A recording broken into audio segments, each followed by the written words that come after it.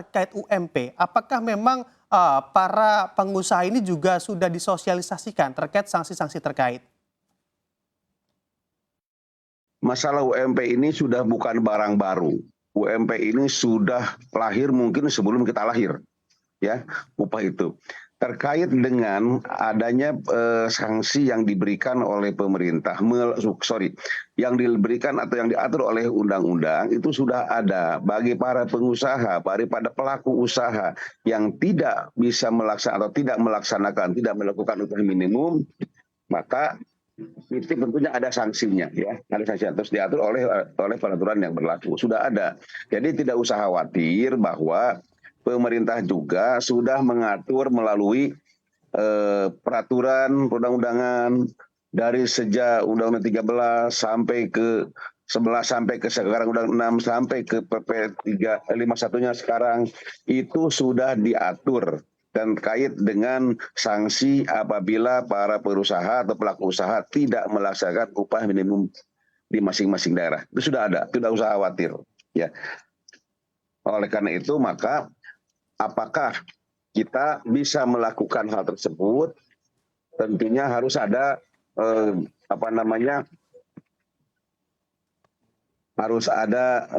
kesepahaman untuk kita semuanya agar ini bisa diterima oleh semuanya, bisa dilakukan oleh semuanya supaya tidak ada pelanggaran-pelanggaran yang dilakukan oleh masing-masing pihak.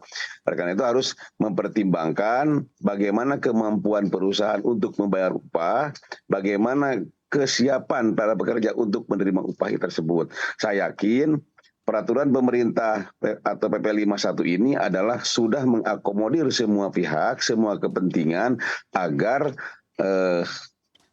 hasilnya atau isinya dapat diterima oleh masing-masing pihak. Perusahaan bisa menerima hasil daripada PP 51 ini, pekerja pun juga dapat menerima daripada isi PP ini.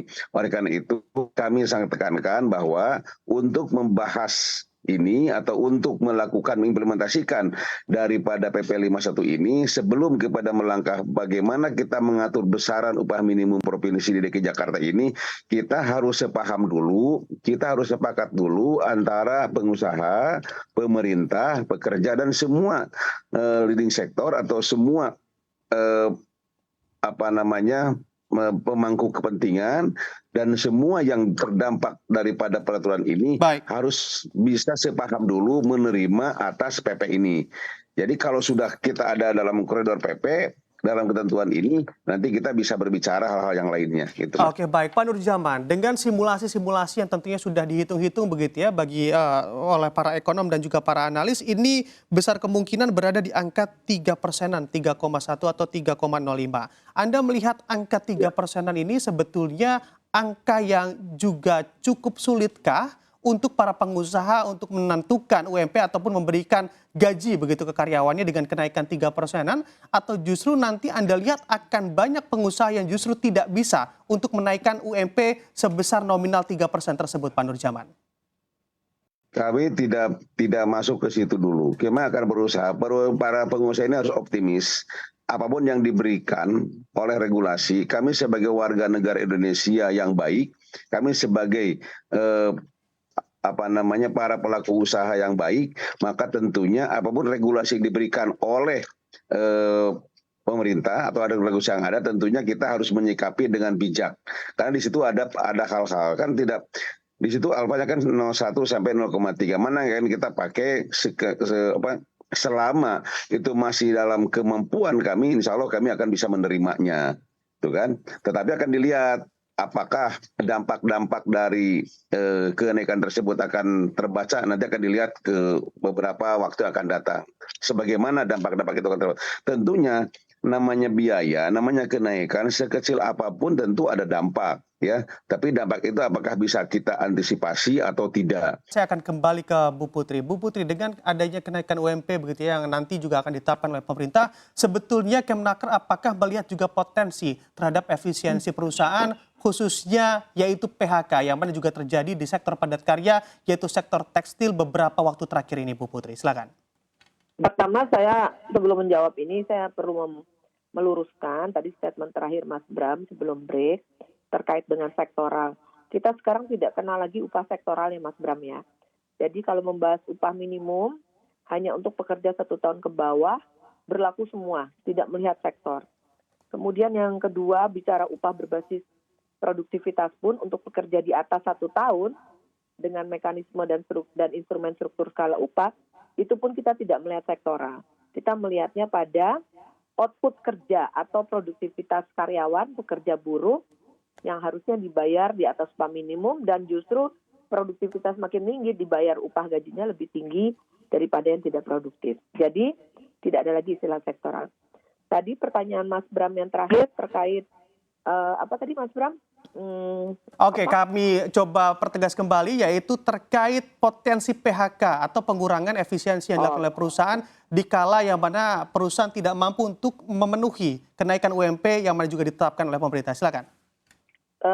Formula yang sudah ada dalam PP 51 adalah formula yang terbaik sepanjang sejarah kebijakan upah minimum di Indonesia. Sudah banyak pakar ekonomi yang kami ajak diskusi dan juga anggota Dewan Pengupahan Nasional. Ini adalah formula win-win solution bagi pekerja dan pengusaha. Insya Allah tidak akan terjadi PHK gara-gara penerapan upah minimum ini. Saya juga ingin mengambil kesempatan ini untuk menyampaikan bahwa jangan ada alasan menerapkan upah minimum ini maka akan ada PHK. Tidak sama sekali. Karena formula yang dibuat sudah mempertimbangkan pertumbuhan ekonomi dan inflasi yang dikaitkan juga dengan indeks tertentu di setiap wilayah. Jadi menurut saya tidak ada kaitan penerapan upah minimum dengan PHK. Demikian Mas. Oke, baik. Bu Putri. Bu Putri, Anda kita kaitkan juga yang mana apabila Anda katakan tadi tidak ada hubungannya dengan sektoral begitu ya. Tapi kalau kita perhatikan secara sektoral, ada beberapa sektor yang mana juga masih menjerit saat ini kondisinya juga sedang tidak baik-baik saja. Apakah ini juga masih bisa dikomunikasikan secara bipartit antara para pelaku usaha dan juga para pekerjanya dan juga diawasi dengan pemerintah begitu di sana? Perundingan atau pembicaraan atau dialog bipartit tentu yang selalu kami ingatkan bagi seluruh pekerja dan pengusaha. Segala masalah dibicarakan antara pengusaha dan serikat pekerja.